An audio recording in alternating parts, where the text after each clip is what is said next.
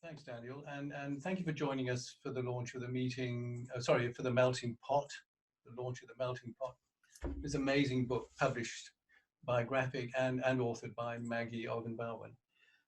We're thrilled to be publishing this collection of 30 recipes and to be able to showcase such a diverse section of dishes that celebrate the Welsh BAME community.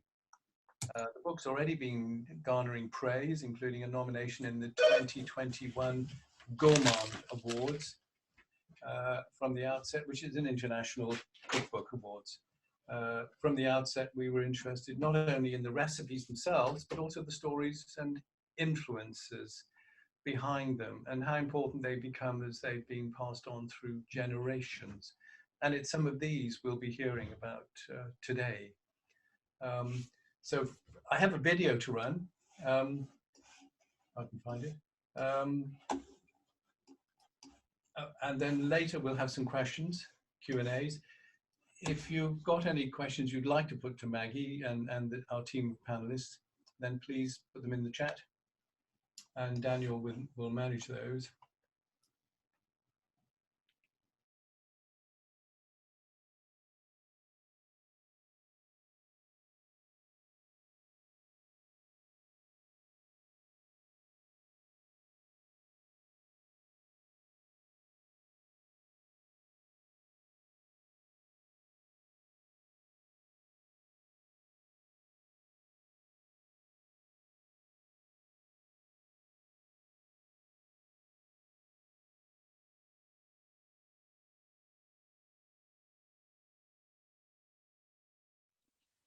Hello, I'm Nigel Barden, and I'm delighted to be talking about a new cookery book, The Melting Pot, World Recipes from Wales, developed by Maggie Ogunbanwo to highlight the Black, Asian and minority ethnic business community in Wales, BAME. Photography is by Hugh Jones, and it's published by Graffeg. Maggie is CEO of Maggie's, an African twist to your everyday dish, and has run the Pennygroes-based Maggie's Exotic Foods since 1997. Bernie Davis is a lawyer who was born in Jamaica and ran Jamaican Jill's restaurants and cocktail bars in Neath and Swansea, and is a dynamo role model for the Welsh Assembly. Val Crusela runs food producers Koch & Co. in Wrexham, and her chili sauces, born in Africa, made in Wales, are regular Great Taste Award winners. Maggie, The Melting Pot. Hello, Nigel. Yeah, what's it all about? Tell us how it came about and tell us a bit more about the book. Okay, so The Melting Pot is our cookery book that is it covers Black and minority ethnic contributors, including myself. I'm the editor of the book because I had to sort out every single recipe and try all the recipes. But it came about sometime during the Black Lives Matter. I had a bit of an issue, and I went and talked to Welsh Government, actually the Food and Drink Division. I approached them and said that we shouldn't pay lip service to Black Lives Matter, but that we had Black lives, we had minority ethnics, producers and food businesses, and so we should do something. So they threw it back at me, said I should come up with a proposal, and part of our proposal was to write a cookery book, because we find out that minority ethnics and most people speak best through the language of food. When we are sitting around and breaking bread, we tend to chat more and open up with other people and with each other. Yeah, well done to you. And you've obviously got a number of different contributors as well. Yeah, what was the process that you went through to make all that happen? Actually, that was, I'm not sure. I actually, it's funny because before then, I don't think I had met Bernie, and I went round asking for, apart from the Black businesses that I knew and minority ethnic businesses I knew, I went around asking people to tell, it was word of mouth. So this person would say, have you tried that person? Have you spoken to that person? And I met Bernie there. But Valerie and I are both producers in the Welsh food cluster. So I knew that she was there. So I approached as many minority ethnic people and groups and food producers as I could. And it was a lot of work, Nigel. Gormod o waith. No, I'm sure, absolutely. Tell us a little bit about your business. So I run Maggie's, an African twist to your everyday dish. What we do is we provide sauces, spice mixes, and everything that'll add a twist to your African dish, including cookery books. But also part of what we do is helping untie women's hands. So we're looking to employ, provide flexible employment perhaps around here for women who need that, so that they can work around their lives, so to speak. Yeah, great. Thank you very much for that. Well done. Nice little vignette. And Bernie, Yes. obviously many different hats that you don. Obviously the legal side, originally that's what you trained as well. But you also ran your own restaurants and bars. Tell us a little bit about, how you got to where you are now, what you're up to at the moment. Oh, right. Okay. So what I'm up to at the moment is I actually have come full circle, and I am the founder of Bernie Davis Global, which started during the pandemic, which is really to give an answer to the problem that we are, just in the same way that Maggie was inspired to do something at that time, instead of just saying, woe is me, what's going on. I decided I'm going to write a book. I'm going to launch a business that's going to support businesses to harness what I call their U-print, find the uniqueness in them and their business, own it, bottle it, and sell it. So I actually wrote another book. Well, actually, I only contributed to this book, really. I didn't write it.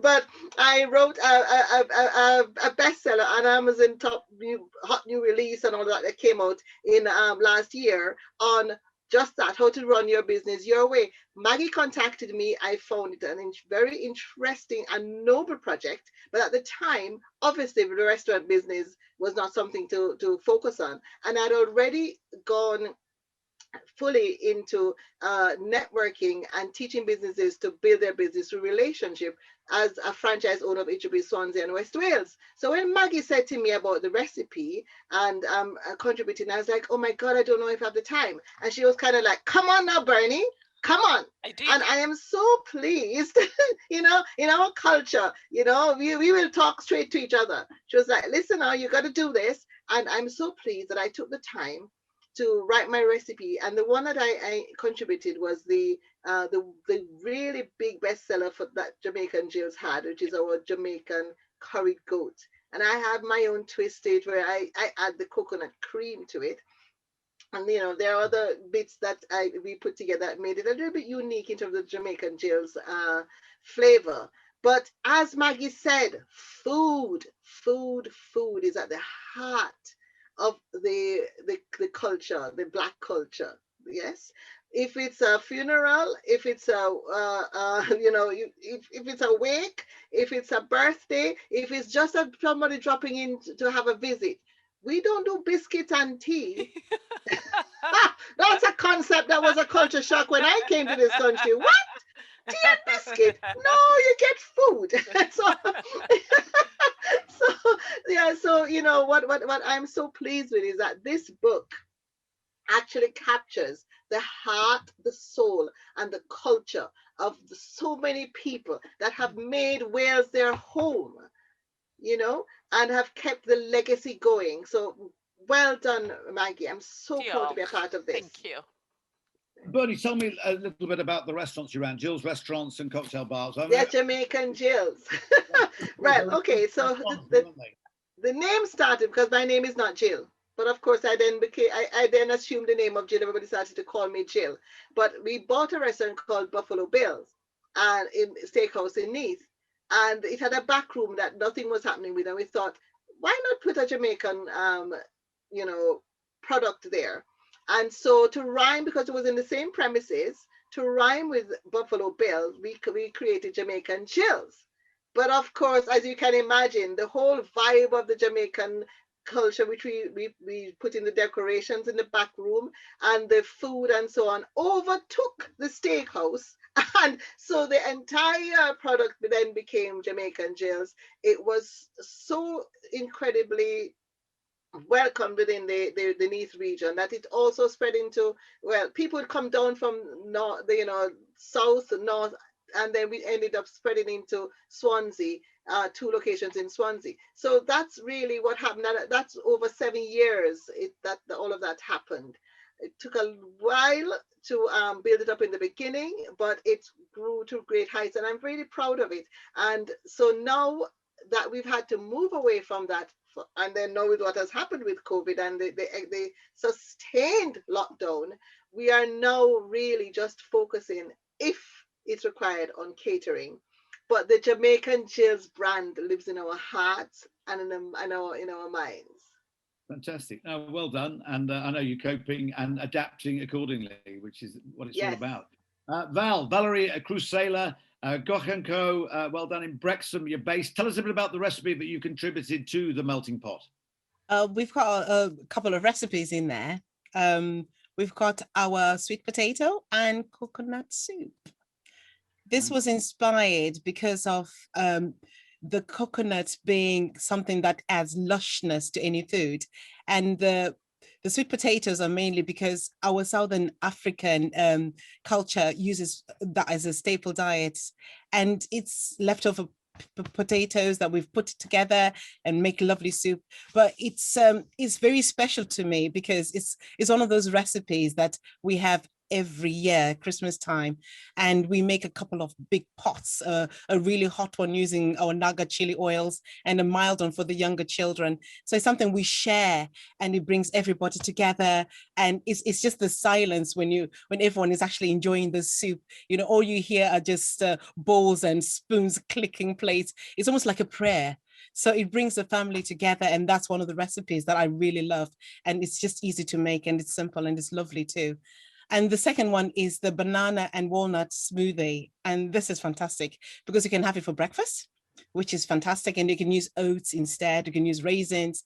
But on barbecue, hot summer's days, we tend to add a lush of our chili jam, and we add some ice cubes, or you can add some blueberries, and it just makes that lovely cocktail and gives it lushness and loveliness, you know. So it's fantastic in that way. So we're sharing the stories behind all the love for our food, and yeah, that's where those recipes are inspired from. Yeah. Born in Africa, made in Wales. Can you tell us a little bit about the journey that's brought you to Wrexham? My father-in-law, he's the one who actually had the recipe, traveled from Mozambique and married a local girl. And they've always made pickles and sauces as part of celebrations. So that's where it came from. And then we traveled obviously from Zimbabwe, and here we are in Wrexham, North Wales. So that's the journey of the sauce. And Goch & Co. Was a dual meaning in the name as well. Tell us a bit about that. Indeed. That's what inspired our name for our business, Goch & Co. Goch is it's a slang for Shona barbecue. So Goch is red in Welsh. So we just thought, wow, we're in Wales. Barbecue inspired our love for sharing this particular recipe, this secret family recipe. And the company, the Goch & Company, the company is the family, it's our friends, the belonging. So that's where it's all inspired from. That's where the Goch & Company means. And it just means quite a lot to us. So it tells a story about our lives. Well done, and thank you very much for contributing the recipes to the book as well. Thank you. Its full title, it's The Melting Pot, World Recipes from Wales. That's exactly what it's nailed in between its covers. And Maggie, it was inspired, as you alluded to earlier on, by an incident. There was a racist incident, but we just talked about community and family, and certainly your community really rallied around you. Tell us a bit about that.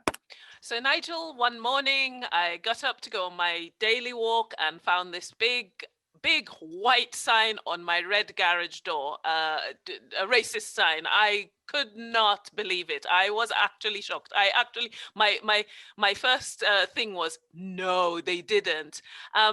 Anyway, when it all hit the fan, because I put the picture on Facebook, the community really did come around. First of all, they wanted to wash it off, and then I said, no, I want everybody to feel how I feel.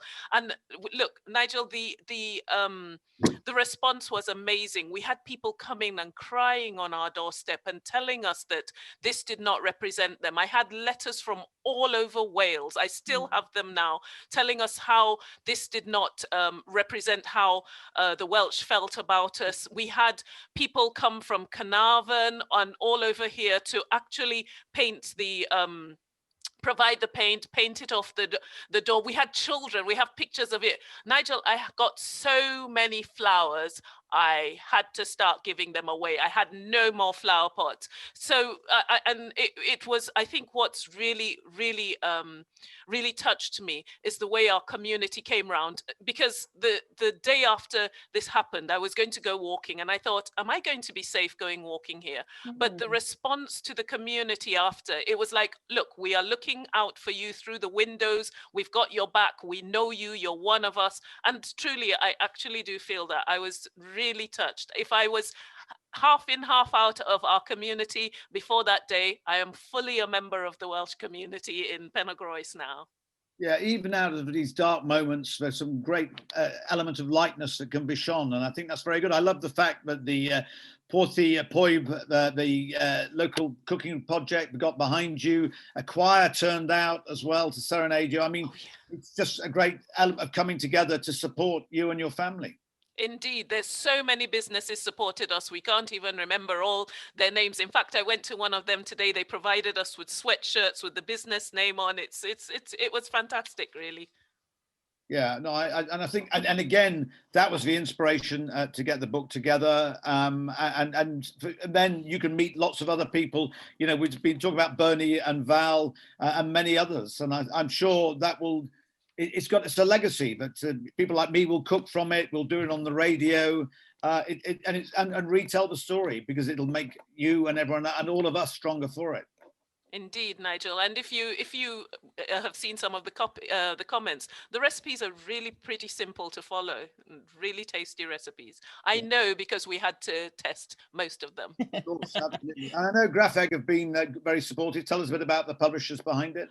Oh, wow. Now, Graffeg. So once the idea came up, someone gave me the name of Peter Gill of Graffeg. And I phoned Peter, and I think we spoke maybe for about 30 minutes.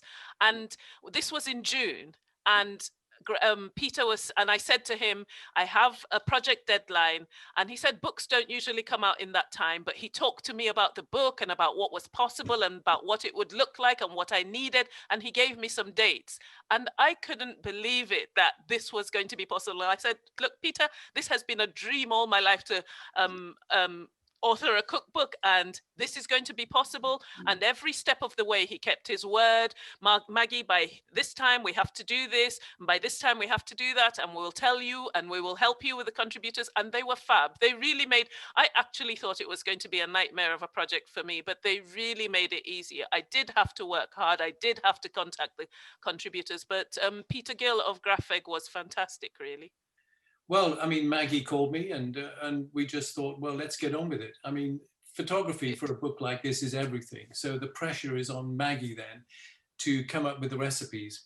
And so no mean task, really, contacting all the contributors, testing, checking, sending them on to us. And then, of course, as soon as we got sign off, then over to Hugh and Andre to buy the food and do the cooking. And it's a great experience being at his studio, because you know, you've got to go there after 2 or 3 days of starvation, because all the food is sitting there waiting to be tasted. But after they poked it around with biros and stuff, you know, the whole idea of feasting goes away, I can assure you. But they don't use any magic tricks like putting, for instance, emulsion paint in coffee for cream. That's a famous one, you know. So a lot of things you can't use in photography, that it just doesn't look right. But Hugh's a winner. I mean, this book it's $9.99, yeah, right. And you know, it's designed really to be compact. It's designed as a gift as well as a reference book in the kitchen. And it's, you know, we aim to keep the price of these books. When I say these, we've done a few cookery books this size, but below £10, because that seems to be a magic number for gifts, really. Great, excellent. Well, good luck with that. And as I say, I'll certainly be cooking up from it and spreading the love. But well done for making it happen, and well done for working with this dynamic trio. And well done, Maggie. Yes, you can. You've birthed the baby. I have. Nigel. I'm happy. It's just the first of many, right, Peter? Yeah, absolutely, Maggie. Ready when you are. The Melting Pot, World Recipes from Wales, published by Graffeg, is widely available from independent bookshops and online for £9.99.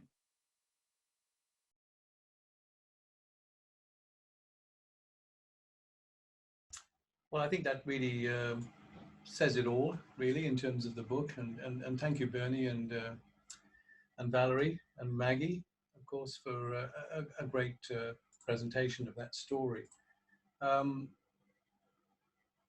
As well as Maggie and Valerie and Bernie, we're also very pleased to welcome Leslie Griffith, Minister for Environment, Energy and Rural Affairs today, who kindly provided the foreword to the book, and who I'd like to introduce, if the Minister is there, to say. Yes, I'm here. Thank you, Peter. Good morning. Good morning. Good morning, everyone. It's really lovely to be part of this launch. I'm afraid I'm just going to say a few words and then I'm going to have to leave to go to another meeting. But I really wanted to be part of this today.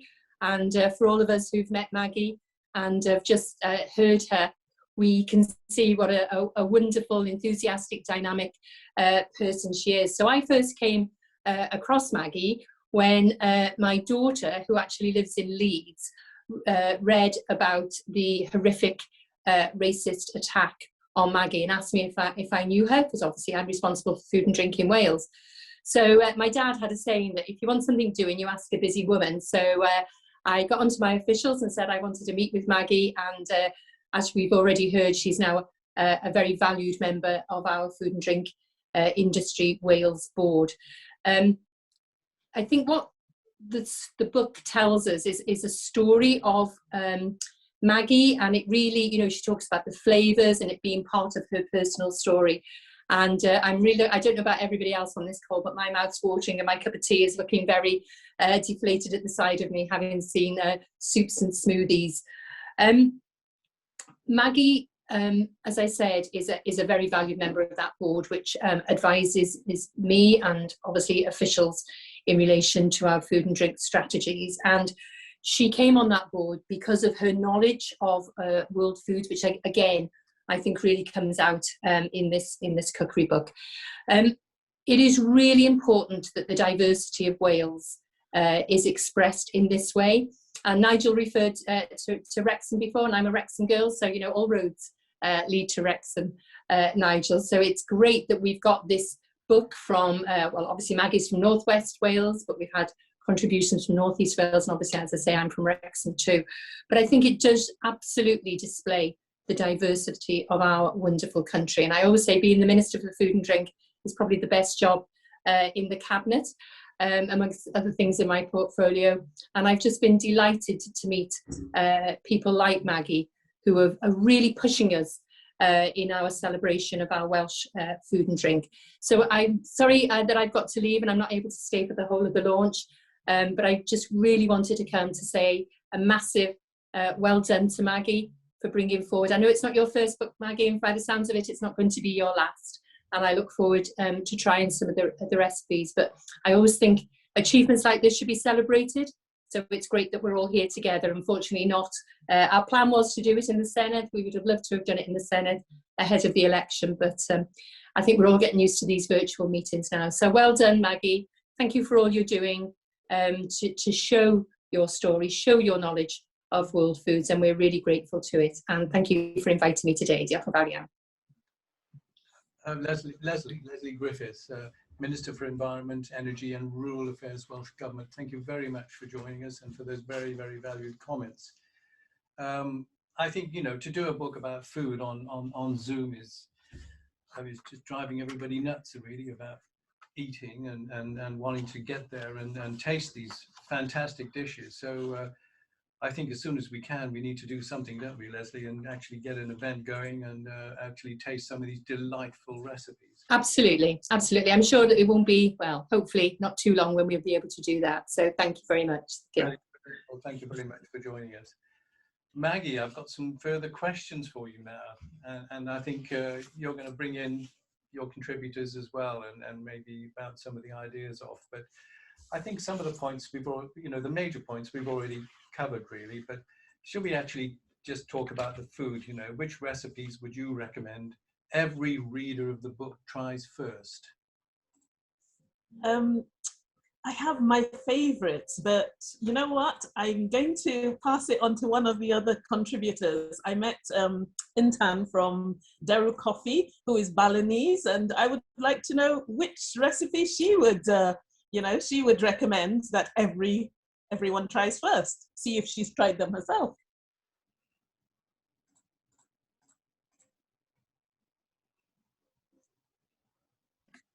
Hello, everyone. Yeah, my name is Intan. Thank you, Maggie. Can everyone hear me? Yes. Yes. Okay. Yeah. So I am the contributor for the Balinese turmeric coffee. So basically, I have a business here with my husband. We run the cold brew coffee company. We are actually the first producer of cold brew coffee in Wales. And yeah, so one of our product is actually the turmeric coffee. So the actually turmeric, I think some of you already know that, or you already put it in your dishes and stuff. But in where I am from, we use it and we drink it, just what it is. And sometimes we mix it with ginger and stuff like that, and also we mix it with coffee. So the idea here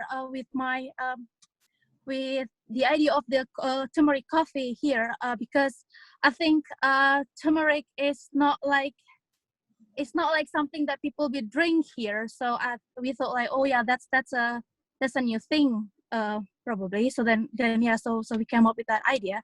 And regarding the recipe that Maggie was asking me, like which one is the best, I tried the smoothie one. And I really liked it. It's like I had it for breakfast because I love smoothie. Anyway, so yeah, so I tried that one, and I tried the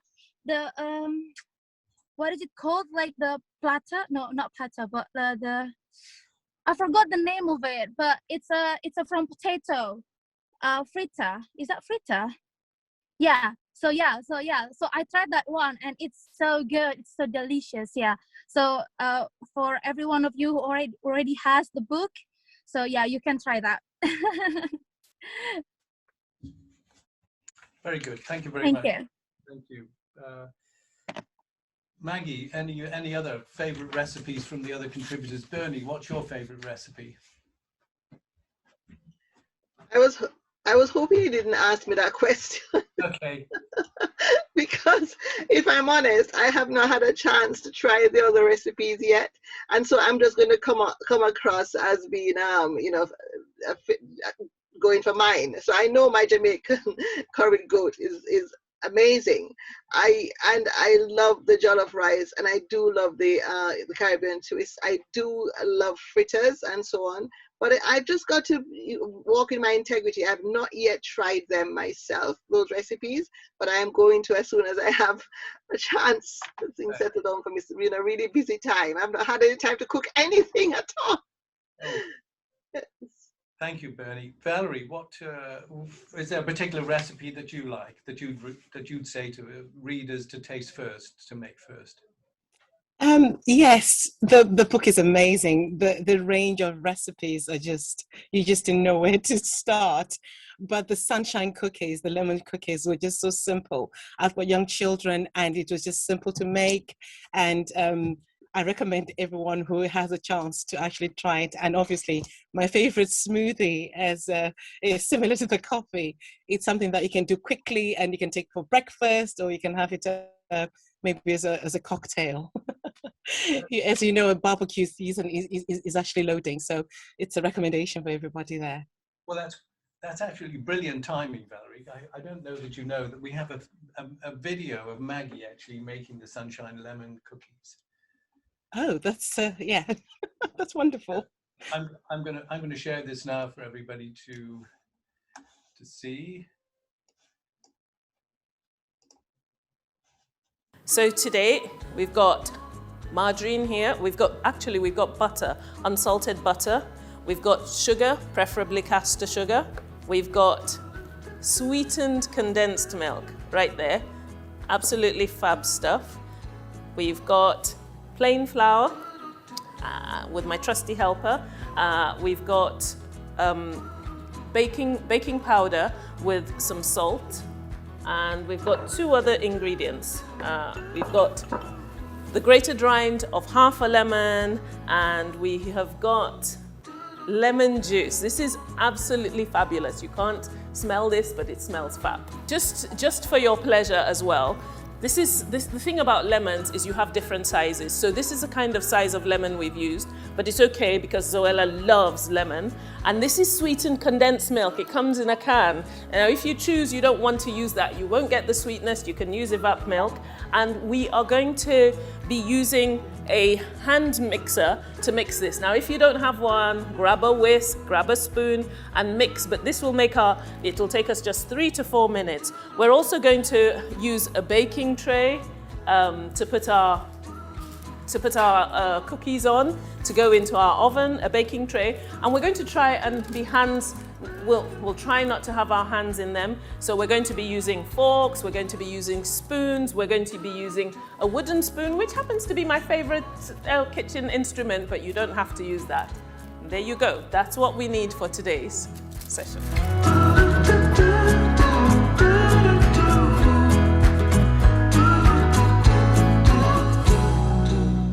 Hello. Today, me, Maggie Ogunbanwo. I'm here with Zoella Williams, my friend. We're part of a bubble, and we are going to be exploring some of the recipes in the Melting Pot book. We've chosen lemon sunshine cookies only because lemons are Zoella's best flavor, right? Yes, yeah, guilty as charged, she says.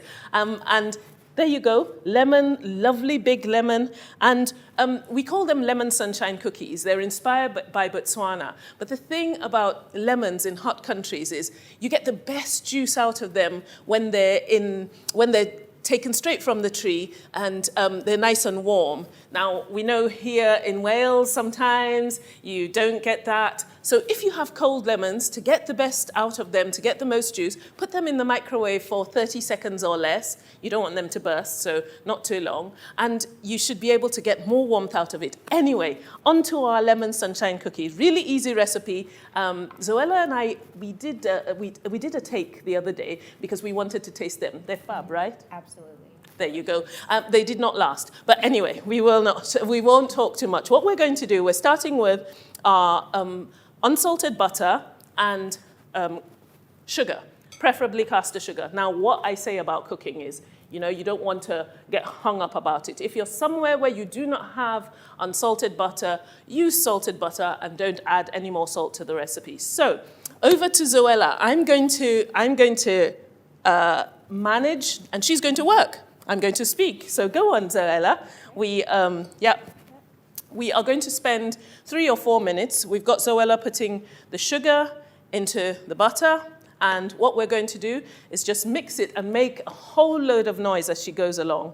So, there you go. And it may make a mess, so sometimes you may need a deeper bowl, but this is what we've got, and work with what you've got. One of the things about cooking when I was growing up in Nigeria is you used what you had. We don't always have the right tools, but we've got a bowl here. It's a bit shallow, so what it's meant is that Zoella is not mixing this on the highest number that you can mix on the machine. What we're trying to do is we're not trying to get a smooth cake mixture. We're just trying to mix this all in. And do you know what? Most cookies start with this. A bit of fat and a bit of sugar, and then you're good to go. So we'll just get round the edges, make sure we've got it all in. And because we're not trying to get it really smooth or anything like that, you know what? We'll just give it a minute or so more, and then we'll go on. In the meantime, also to say to you, don't get hung up about sugar,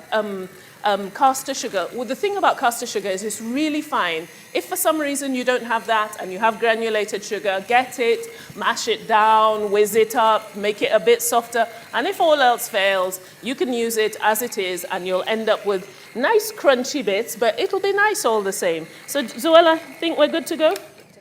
Wonderful. See, we have a thing here. Now, what do we do with this? So, Zoella, what do we do with this beginnings of cookie dough? question. I think Zoella is looking over there. She's looking like she might scrape it off, so I'll let her. But what I have to say is that my experience, you can go on, if you use the, yeah, one of the spoons, yes. Now, what I would say is that you leave it for kids. Kids are usually the ones who go for these bits. So if we press this off, we can do this like that. There you go, one at a time. I'll go there, try not to break the bowl, and just do this while Zoella is doing it the nice, sophisticated way. And we'll just put these out of the way.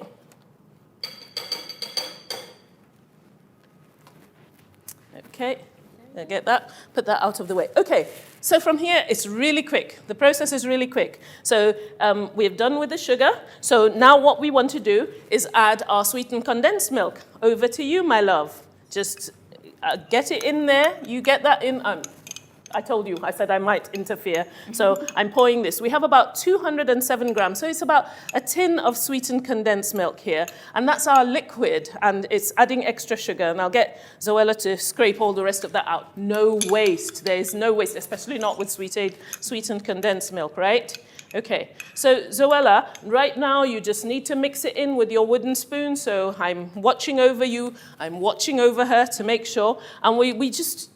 I say this when people are cooking, but I won't be in your kitchen, but I'm in Zoella's kitchen, that you need to be the boss of the spoon. Yeah. So Zoella is mixing this as if, she's, I don't know, doesn't want to hurt the mixture. But there you go. I've given it a good twirl. That was really quick and easy. Nothing more we need now. So the next thing, Zoella, is we get our flour in there, all of it in there. All of it. Yes. And we get our baking powder with our salt in there.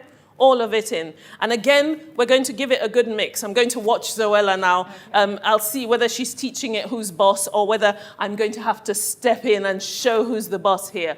When I was a kid, my mum, when I was younger, my mum did a lot of cooking and baking. That's, my tradition is from my mother and my grandmother. And one of the things, and I'm going to take this here and inform Zoella, is this whole figure of 8 thing she used to say. So you turn and you go down the middle, and you turn and you go down the middle. I think Zoella's doing really good here because I can see what she was trying to avoid. She's trying to avoid spills, right? Yeah. But there you go. Do I care? I don't care. I'm just getting it there. But you do this whole figure of 8 thing. So now that I've shown her, I'm going to let her figure of 8 a little more. Yeah. So while she's figure of 8ing, we can add a few more things so that they're going in. So I'll just go over here and we've got our grated lemon zest, and we're just going to pour that in there so that while Zoella is figure of 8ing, we're getting it in. She's doing really good here.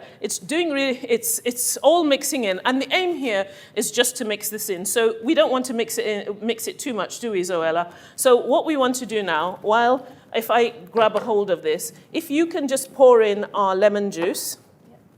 And that's the final liquid we need for that. Now, you could add water, but we're making lemon sunshine cookies. I mean, please, you want as much lemon as you can get in. I think I said, and if I didn't, I'll say it now, lemons come in different sizes, depending on the time of the year, depending on the season, depending on the country. So we have used, I'll call it a medium lemon. It could be more than that. And our recipe calls for 1 teaspoon or half a teaspoon, I think it is, of lemon juice. But the last time we made them, I didn't think they were lemony enough. So we've gone for the lemon juice of half a lemon.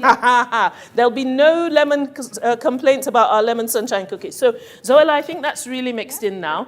What we don't want to do, I'll say this, we don't want a wet mixture. You don't want something that's falling we're not trying to make cake here, we're trying to make cookies. So we're kind of good to go. So Zoella, we need your pan and we need your spoons, because what we're going to do now is get our lemon sunshine cookies out of the bowl. I'll put this, we can, if you scrape that off, and if you put it out the way, so what we're going to do is we're going to, that's yours, and I'll use this, and we might have to share. And what you need is a golf ball size. So you'll ask me what a golf ball size is. Well, you'll work it out yourself. But it's about something like that. And what you need to do is you need to if we haven't explained this, so our pans that we've got are greased and a lot of flour is put on them.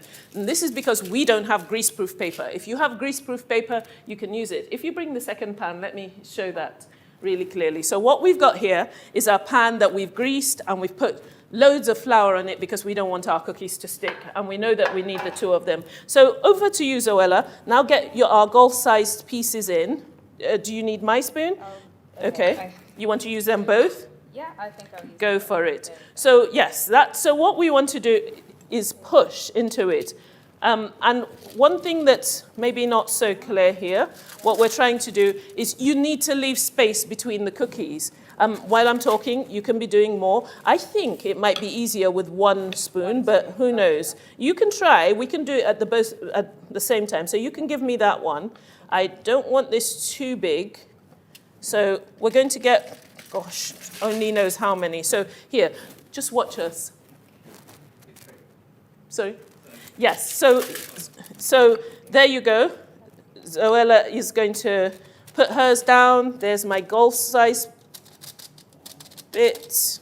I think they're getting a bit small. Go on, Zoella. We need to get all these out. You know, the quicker we've cooked them, the quicker we can eat them. Yes. Yep. So there you go.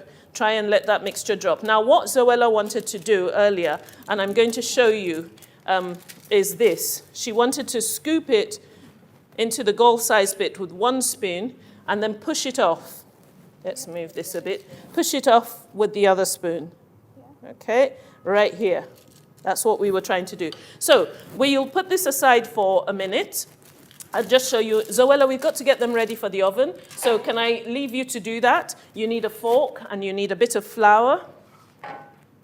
And what we're going to do, I'll show one, and Zoella can take it over from there, is we don't want them to look just like this, do we? That's not even how they look in the book. Let's see if we can show you. These beautiful, that's what we're going for. That's the look we're aiming for, okay? So what we've got here is plenty of flour on the fork, and you press down. See what I mean by plenty of flour? Because otherwise it sticks to the mixture. And you just press down to about 1/4 of an inch, okay? So I'm going to leave Zoella to press down while I fill up the other tray, because we really need to make as many cookies as we can and get them served up to those waiting. The man behind the camera is so waiting to taste what we're making, so we have to make many and work quickly as well. Is it working there, Zoella? Yep, the flour is all going in. Try and make them the same height, kind of. So yeah, so that one looks like it needs pressing down a bit more. Okay, we're just going to, I'm spacing these out in this. We have quite a small oven here, by the way, just in case if you wondered what we were doing. I told you I'm cooking in Zoella's kitchen. Well, Zoella is only well, she's not little, but she's petite, and she has a petite kitchen with a petite oven. So that's why we've got these petite trays, which work for us. But if I was using my oven, of course, these would go. And at your oven, I think a standard oven at home, these would probably fit in 1.5, 2 trays. But remember, we've got to space them out, because you'll see what Zoella is doing now. She's pressed them down, and we have these. Yeah, they've taken up some more space. Now, what I'm doing here is I'm trying to be a bit more sophisticated than Zoella's that she dumped in there. At least that's what I'm saying. Because look, you know, I'm trying to make round ones. Zoella's are all unique, They're right? Abstract. They're abstract. She's arty. So she'll take her abstract cookies now and put them in the oven while I try and finish off this last bit here. How many cookies did we get out of that, Zoella? We've got 8 there. So you know what? So if I look at the recipe, it tells you, it doesn't, so it does. Well, you can, when I tested out the recipe, you could get 12 really big ones. But from what Zoella and I are doing here with our really petite oven, we're going to get a bit more than that. She's got 8 there.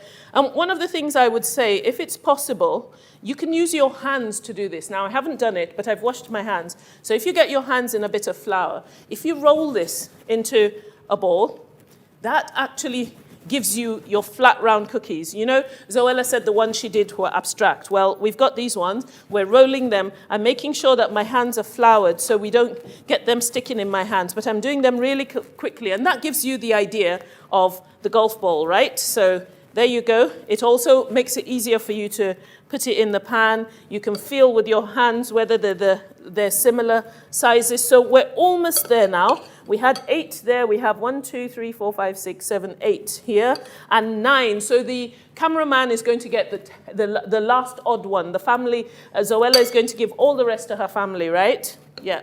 So I've shown them, Zoella, when you went away, I got handsy. I got hands on. So I've made them into golf size balls. I floured my hands first, and we're just going to quickly press these down. So again, so just in case you wonder how we got the look in the book, this is really how we get it. So you've got these round, cookies, okay? And you can, I'm pressing them both ways, so I've got like a crisscross, but you can make them as pretty or however you want. If you decide, you can use another part of, so let's look, we have a really nice textured fork. So we're going to live a little. We're going to put that in flour. What do you think? See whether it works. That might make our own unique textured thing. Is it working, do you think? I don't think so. Okay, we'll go back to the other way. No. We'll have one. That will be the cameraman's one, that odd looking one. Yeah, for all his hard work, we'll give him that one. So now we know his. Okay, so, folks, while Zoella takes this to the kitchen, I'll just finish off with you. We will show you what we've prepared. So, lemon sunshine cookies. A lot of the recipes in our book are just inspired by the contributors. This particular one is inspired by Botswana, but the lemon sunshine cookies name and how it's come about, this is me playing about with the recipe. So what I would suggest to you is go ahead, go on YouTube. Hopefully you can get this video and try lemon sunshine cookies step by step with Zoella and I, and try all the other recipes. They really are step by step, pretty easy to make. And if you have any questions, you can go to www.maggiesafricantwist.com and just send us comments, ask us questions, or go on our Instagram page at Maggie's African Twist and ask us if you have any problems and we'll help with these. We hope you've enjoyed that session. We'll be back in a short while as soon as the cookies have cooked to taste them on your behalf. It's been Maggie and Zoella for the first however long, and it will be Maggie and Zoella tasting on your behalf. See you soon.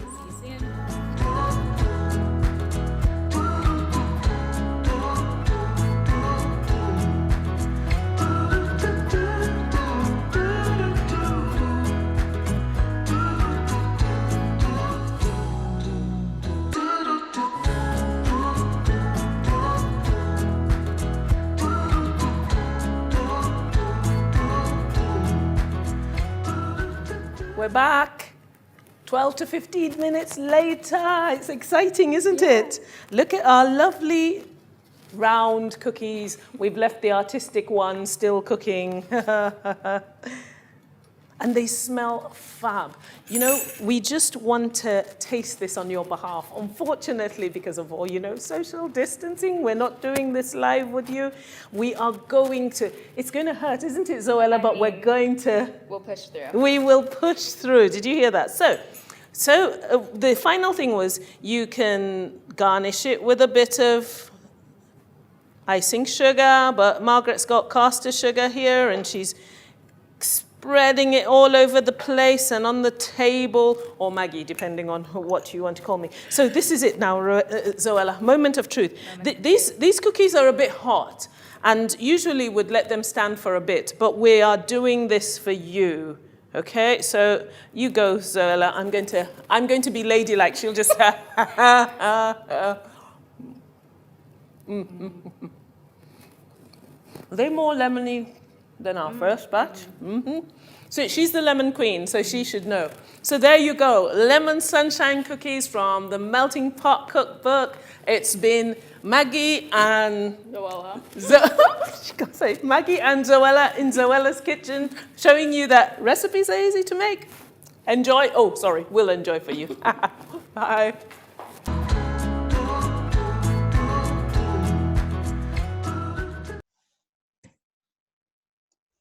Well, thanks, Maggie and Zoella. That was brilliant. Daniel, what else have we got now? Got some messages about the competition, have we?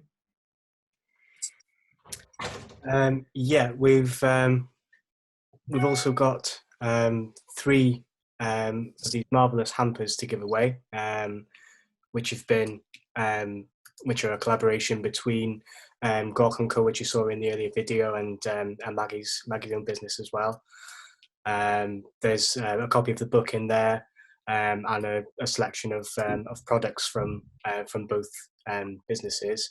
And we've got 3 of those to give away to the audience here, which I think Maggie should now have those names to announce. Have you got those? Okay, Maggie.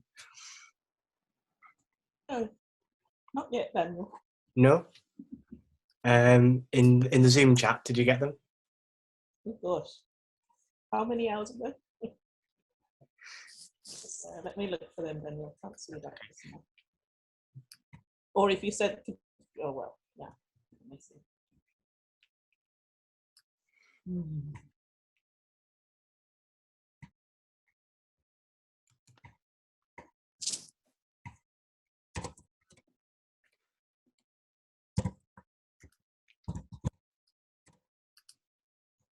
Are these the winners of the hampers, Daniel?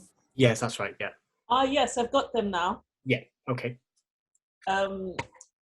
So the first person picked up random Yewande Cole.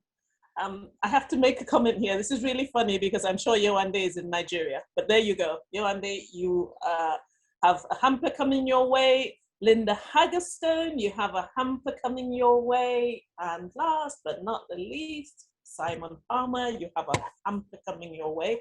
And I'm sure Daniel will tell you these hampers are actually available to purchase from Gork & Co.'s website and eventually from mine, but Daniel will tell us details of that now. Yeah, wow.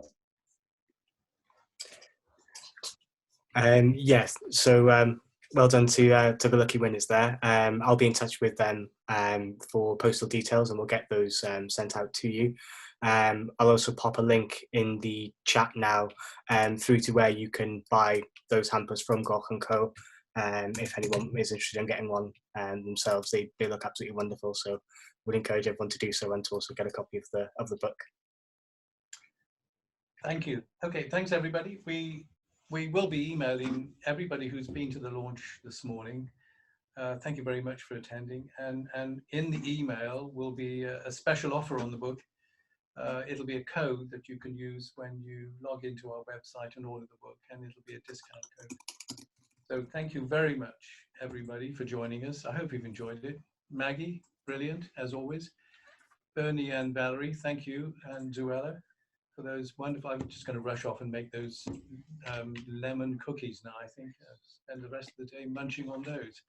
Brilliant. Thank you very much. I haven't got anything else. Have I missed anything out? Anybody else? I just wanted to say something, Peter. Yes. I wanted to thank all the other contributors. I know that there are quite a few of them here. There's Rahana from the Women Connect First, LaSalle's, well, I've said those, Latifa, Chioma, Justin, Omar. There are quite a number of contributors on this call. So yeah, thank you guys. You really helped. Yes. Thank you. I'm Rehana and the Women Connect First.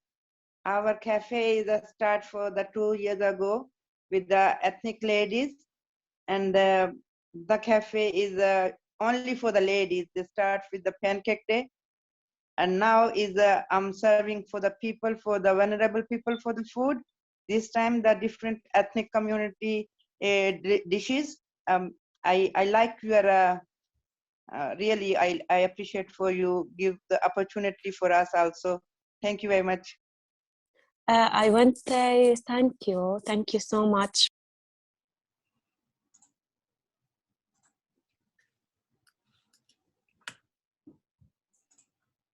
You're muted, Latifa.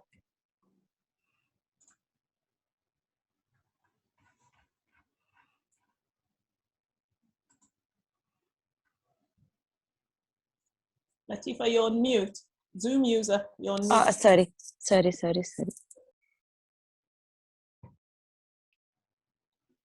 Okay, sorry.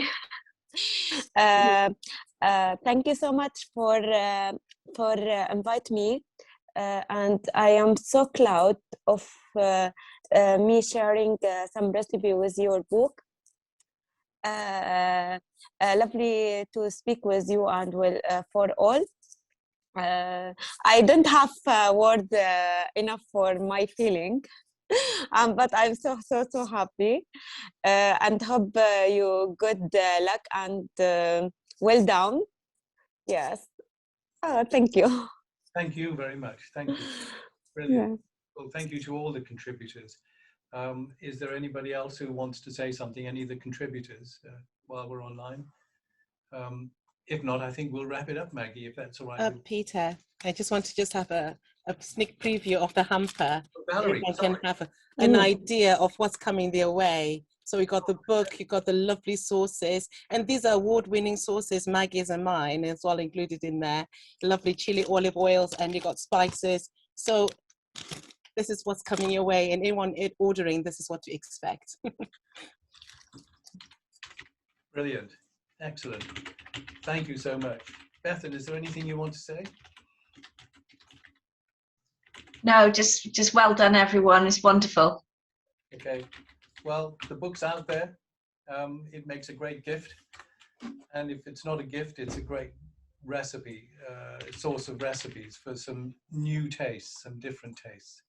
And it won't be the last book from Maggie and ourselves. So watch this space. Thank you very much for attending, and have a good day. Thank you. Thank you very much.